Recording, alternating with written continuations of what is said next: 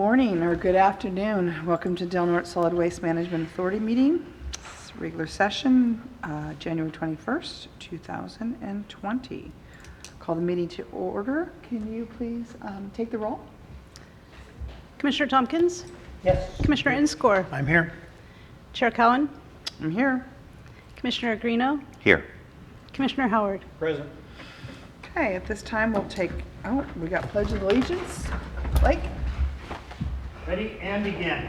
I pledge allegiance to the flag of the United States of America and to the republic for which it stands, one nation, under God, indivisible, with liberty and justice for all.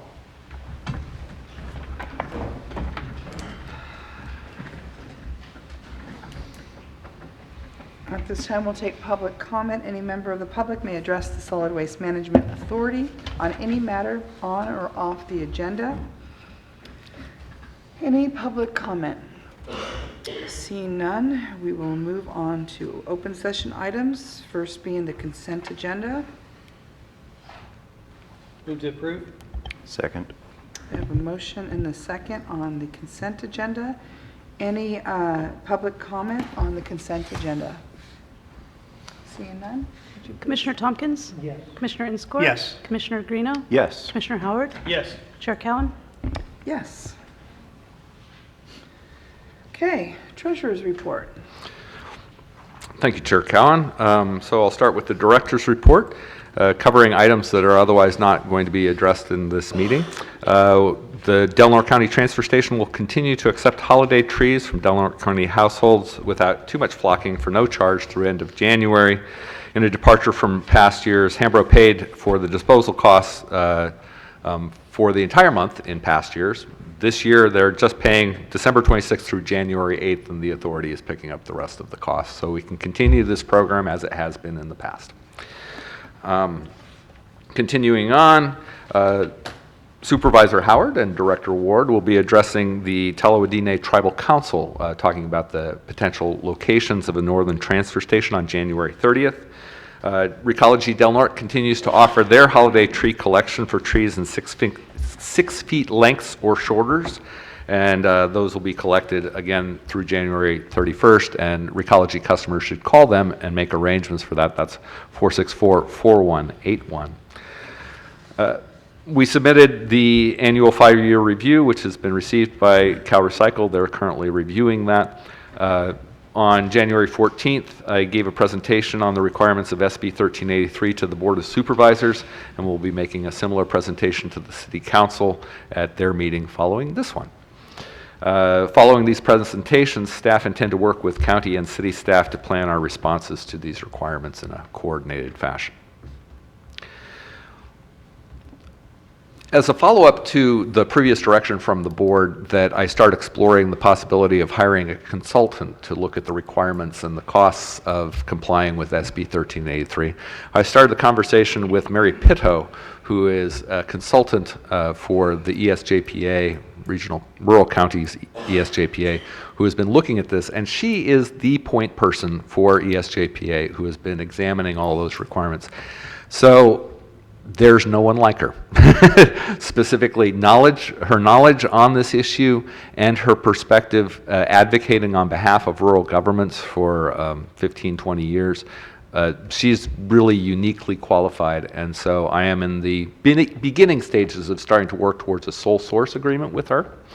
As we were talking about that, the normal process for hiring a contractor like this is I would develop a scope of work, and then we would go out for competitive proposals. Knowing Mary's expertise on this, I started to draft the scope of work. I talked to her about it. She said she would be interested and possibly available to do this work, and we both agreed that it made more sense, rather than drawing up a scope of services now, to have her continue her work on behalf of the ESJPA, identifying all of the different things that need to be done for SB 1383, and that we both agreed would be an excellent prelude to her work for us. So we don't yet have a scope of services, but I did want the board to know that I was starting these conversations, and if the board did not think that it was a good idea that we go towards a sole source agreement, that you could head me in another direction.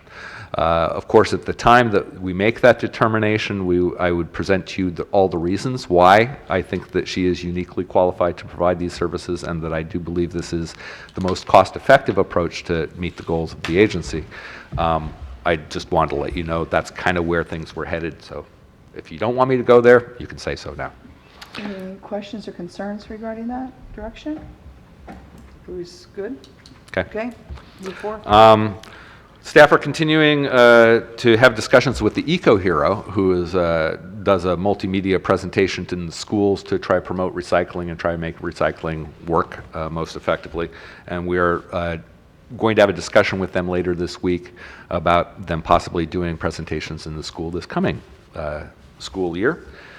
Continuing on, the last thing I'll mention regarding personnel, we did hire a person, Bonnie Brinegar, and started training her, and she was unable to complete the training, and so we've now hired a second person, Robin Campbell, as a refuse site attendant, and her training has begun. With that, I'd be happy to answer any questions about the director's report. I don't see anything. Okay? Okay. Moving on, treasurer's reports and controller's reports. In the bank, we've got 1.136 million, and then, of course, the 198,000 is the last month's rent. So that's just cash flow. Our accounts receivable is much as it has been in past months.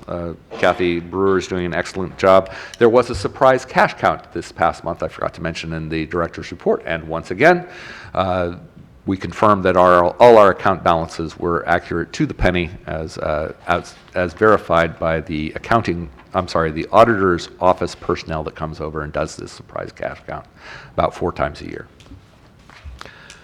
Claims approved by director. Once again, you'll see the largest payment goes to Hambro WSG for the good services they provide at the Del Norte County Transfer Station. And the next largest expense were for the interfund cost plan, again, paying the county for things like use of this room and IT services, posting this to the website. Madam Chair, Yes. just real quick, for those administrative services that are provided by the county, does that include the 4 times per year audit does. of the cash? It does. So that's something we're not paying separately for. That's correct. Okay, thank you. And it's safe to say the county provides a very wide range of pretty comprehensive services. And while we pay a pretty penny for it, it's all the personnel services, it's the accounting services, auditing services, IT services. They do quite a bit for us. Continuing on the financial reports, our cash flow is doing pretty well in that we are ahead of budget.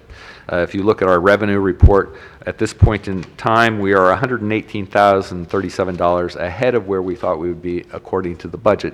However, we are, in terms of our receipts, we are a little bit behind what we were doing last year, but it is continuing on the same trend, so our conservative budgeting is continuing to validate those assumptions.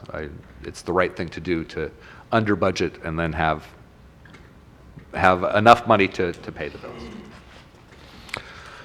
With that, I'd be happy to answer any questions. I don't see anything at this time, Director. Okay.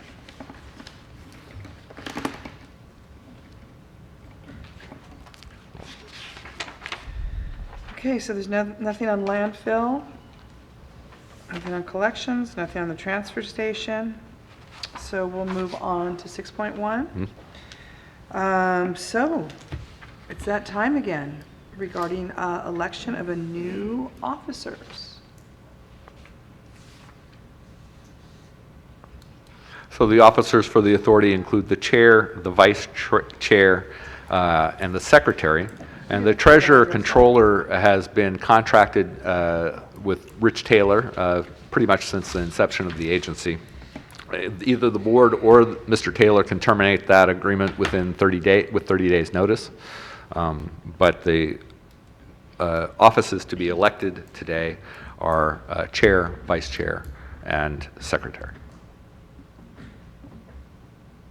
Well, I would move to elect Mayor Benscore as our new chair, if he's so willing to take that position.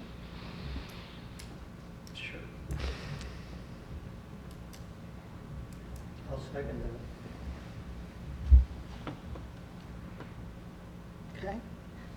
Got a motion and a second? Commissioner Tompkins? Yes. Commissioner Inscore?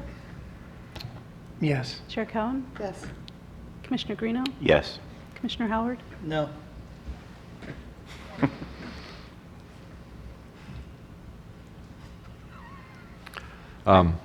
Mr. Inscore is now chair.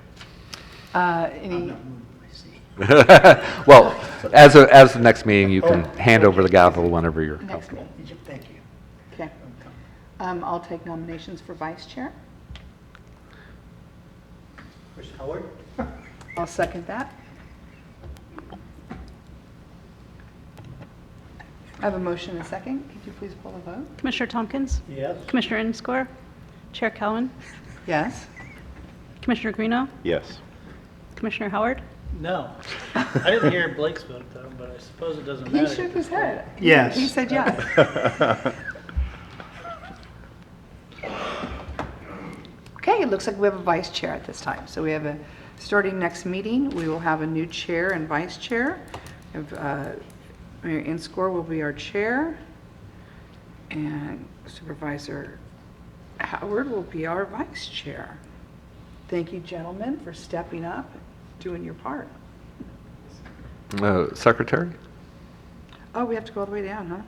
So, who is our secretary right now? Me. You? Mr. Inscore. I nominate Jason Greeno. I second that.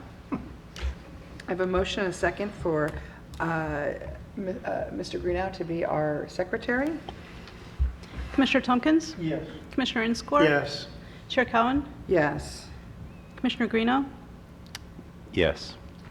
Commissioner Howard? No. Don't take it personally, Jason. What did you have for lunch today? The politics of this board is just, Isn't that horrible? Okay, we have a new secretary. Just, staff would also like to express their appreciations for the services of officers who served in 2019, including Chair Lori Cowan, Vice Chair Jason Greenow, Secretary Blake Inscore, and Richard Taylor, who is our treasurer. Okay, we'll move on to item 6.2. 6.2 is an actuarial report from McLeod Watts. It is required to assess our post-employment benefit liabilities, and it is a necessary part of our annual audit. They provide these services as they do to the county, and so there's a certain efficiency in having the same company do both tasks. So this is the actuarial report for the last fiscal year, and the next item is contracting them to provide similar services for the next 2 fiscal years past this. So the first one is receive and file, unless there's any additional comments, but it does document that in fact our liabilities were decreased by our extra payments for the OPEB liabilities as we had That was the budgeted. question I was going to ask, so thank you. Yeah, that's important stuff. Yeah, it is. Is there, Madam Chair, or no longer Madam Chair? No, I am, this meeting. We switch next Oh, meeting. Just this meeting, okay. Madam Chair, the question for Director. We've been talking recently in various organizations about prepaying our OPEB liability. Have you considered any discussion about that? We obviously have we do have a healthy reserve right now. Our cash balance is looking pretty good. Is that something that we could potentially consider and get some of this taken care of? Absolutely, and in general, I've tried to budget more than the minimum required payment to try to get a little bit ahead of it while our cash flow allows Right. that. And exactly, I'm trying to do that with knowledge that, we have other expenses such as Sure. potential, there's lots of potential expenses that are looming out there just over the horizon. But in answer to your question, yes, we try to do that. We try to pay that down a little bit beyond what we're required to do. And certainly this actuarial report does validate that strategy.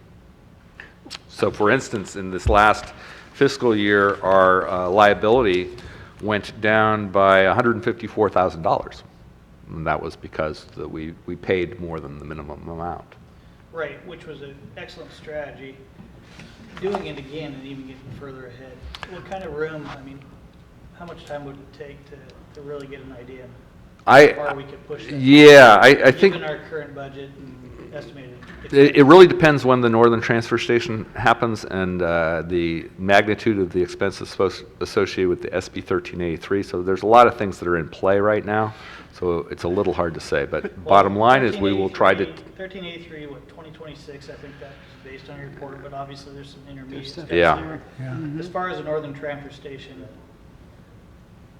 obviously there's some costs going through the Yeah. county planning process, but I don't see that at least happening in large amounts during the next fiscal year or so. I tend to agree. I think this fiscal year is probably the better of the years to pay that down. So yes, I hear where you're going, and I Okay. totally agree. I don't know what you guys think. Go ahead. I'm with Commissioner Howard on this. I think that the potential of having ongoing increased budgetary needs in the future we know that the likelihood that the Northern Transfer Station is not going to be a revenue generator. The other two are not, so that probably is not. I mean, if we can craft some kind of deal that becomes a break even, wonderful. But we know we're going to have some cost and maybe some debt associated with that. I think we should be very aggressive of getting this, of pushing this limit as far as we can, because then we're going to reduce that budgetary requirement not only 3 years from now, but forever. I mean, if we get this paid down now and then short of having the agency grow by a lot of employees, which create that. Sure. But we would hope that would happen as well, which is going to change the actuarial. I think while we have the resources, I'm with Mr. Howard. I think we should double up on payments or whatever that number is that doesn't create financial. I don't want us not to be able to do anything that we're doing. I don't want to put off hiring staff. Right. Those are things we've talked about recently. But any opportunity we have to do this, I'm When we make 100% the on board. OPEB payment, I will accompany that with a staff report indicating why I think that's the right amount, but it will be more than the minimum amount based Okay. on this conversation. I hear Okay. that clear direction. Thank you. Okay. Thank Great. you very much. Appreciate it. Okay. Are you looking for a motion? I am. Do we have to have one just to receive receive and and file. So I'd make the motion to receive and file. Second. A motion and a second. Could you please pull the vote? Commissioner Tompkins? Yes. Commissioner Inscore? Yes. Chair Cowan? Yes. Commissioner Greeno? Yes. Commissioner Howard? Yes. Okay. Moving on to 6.3, the discussion possible action regarding engagement letter with them. This is essentially continuing the services of McLeod Watts, not only for last fiscal year, but for the next 2 fiscal years coming. It's a pretty good deal. This may not be the final cost. In the past, it has been. But if they have to do any additional research, then they do have a caveat that they could bill accordingly. But like I said, that hasn't happened in the last 3 years, and I don't anticipate it Move to happening. approve. Second. A motion and a second. I did have a question. Okay. Any comments? How long have we been doing business with this particular company?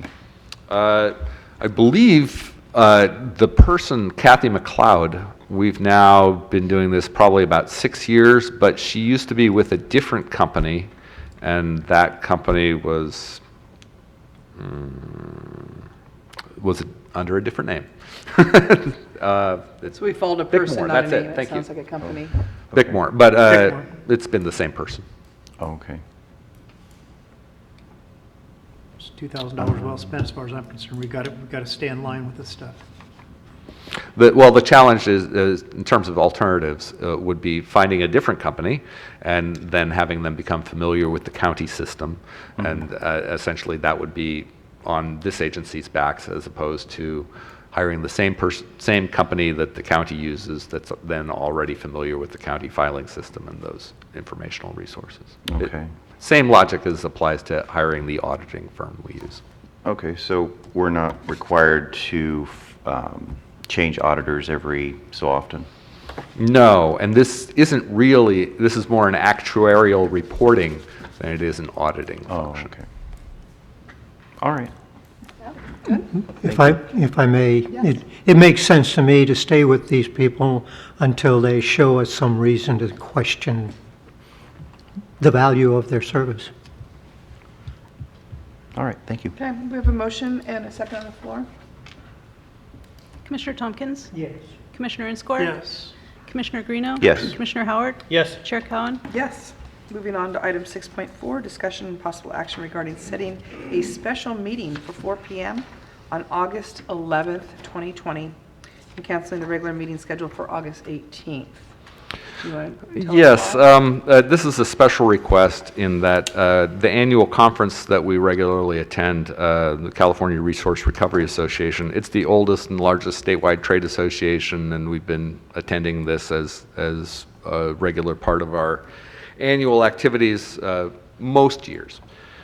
So if we're to attend that, then it conflicts with the board meeting, and I would never attend a conference and miss a board meeting. So I thought I would open up the possibility of changing the date of the board meeting, and then if we don't do that, then I simply can't go to the conference. Any questions, gentlemen? Any concerns with changing the meeting? I think we should write him that letter, and I think we should cover his transportation. Oh, that's the next item, sir. Oh, that's the next item? Yeah. Oh, I we're jumped just gonna ahead. do the meeting All right All now. right. I like being efficient. Yeah. Everybody good with that? No, that's, Yeah. I was just going to say, that's clear, we've wanted you to become more involved and stay involved in these kind of groups, and obviously, just looking at my calendar, the 11th works great, so I'd make that motion. I'll second that. We have a motion and a second. No public comment? Commissioner Tompkins? Yes. Commissioner Inscore? Yes. Commissioner Greeno? Yes. Commissioner Howard? Yes. Chair Cowan? Yes. Okay, moving on to item 6.5, discussion possible action regarding support for Director Ward's application for appointment to the California Commission of Recycling Markets and Curbside Recycling. This is a commission that was established by legislation, and the board actually adopted a resolution, Resolution 2019-01, supporting the formation of this commission. Essentially, this commission is going to try to address some of the many challenges associated with recycling markets since the China Sword and China Fence activities started going on, and essentially the markets have collapsed for beverage container materials as well as papers.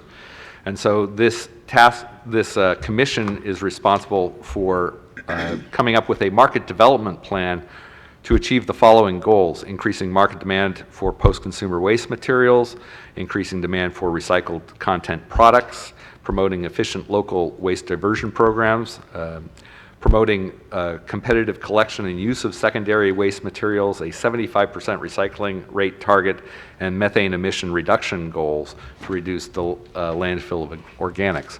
So they've got a really tall order to try to address, but this board has made it clear that you want me more involved in statewide issues, and I got a call from Larry Sweetser, who's a contractor to the Environmental Services JPA of the rural counties.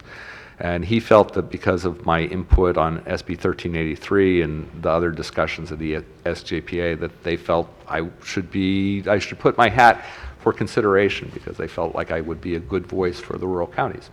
So I didn't have time to consult with the board prior to submitting that application. So I went ahead and applied, and now the board is given the choice of whether you want to support that application. My request is that you do support the application and that you're willing to cover my travel expenses should I be appointed.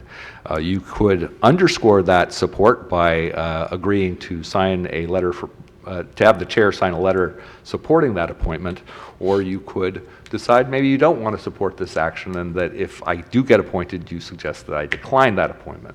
So all of these options are available to you. You know, I'm just going to step right in, and this goes back to the comment I just made on 6.4. I think you'd represent the rural voice collectively, extremely well on this particular issue. You're well versed in it. It's what you did prior to becoming director of the Solid Waste Management Authority. It's what you're doing now. And more importantly, I think we need to be engaged at a statewide level, and having your voice there and being able to bring us back timely information so we could react, I think is going to be well worth whatever the cost, in this case, the $3,000 in travel and $600 per year. Yeah, I would make that motion. I don't know if anybody wants to add to that, but Certainly second it. I just wanted a little bit of clarification. So these reports that this new organization is going to come out with, are those just for the legislature? Is that just for information as far as, just to educate our boards statewide? What are those? That is a really excellent question. What's the goal of your commission as far as all this information, these recommendations you're coming up with? My That- best guess is that it will be advice primarily to Cal Recycle and also to the legislature.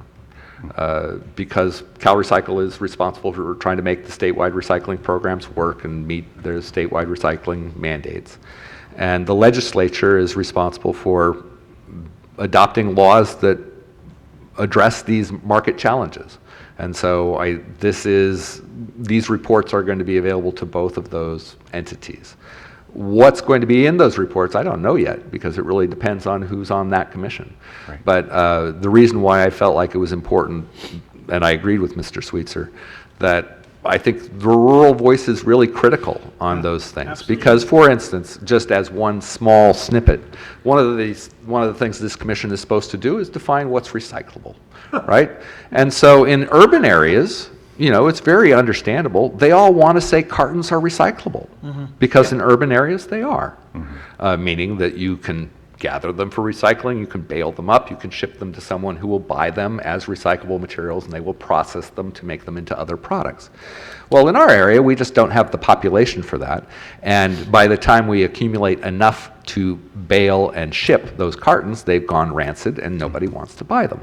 So it would be absolutely to our detriment to have the state say, we're defining cartons as recyclable, except in the following areas. So you really need to have a rural voice there at the table explaining that things in rural areas are different than they are in urban areas. And unfortunately, that's a song that needs to be sung often. Yeah. And I didn't pose the question because I disagree with your appointment. I just wanted to have more education. It's a on it. good question, So, sir. Thank you. No, I'm glad to have that voice. I think it's very, very important. And as we see time and time again on many, many issues, rural areas are much, much different than our suburban neighbors. And we have to have that voice to make sure they all know that at the state. So yeah, and to follow up on Chair Cowan's expression there, I was glad to see the Cal Recycle folks at the board meeting last Tuesday. I think that the commission that you're going to be sitting on is going to give a lot of policy input into their new program that's supposed to roll out 2026.